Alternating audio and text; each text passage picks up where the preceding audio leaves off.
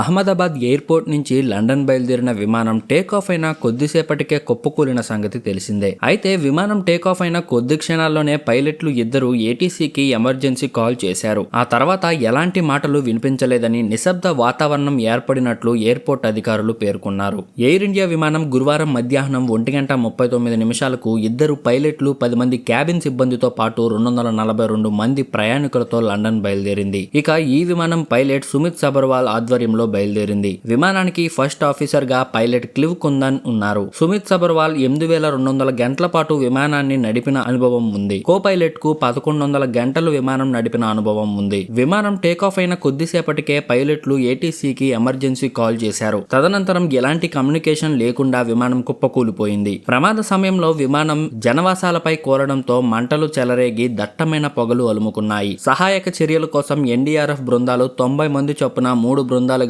ఘటనా స్థలానికి చేరుకుని మంటలను అదుపు చేసేందుకు ప్రయత్నించారు. ప్రాథమిక సమాచారం ప్రకారం టేకాఫ్ సమయంలో సాంకేతిక లోపం కారణంగా విమానం కుప్పకూలిపోయినట్లు తెలుస్తుంది. అయితే పూర్తి దర్యాప్తు నివేదిక ఇంకా అందుబాటులో లేదు.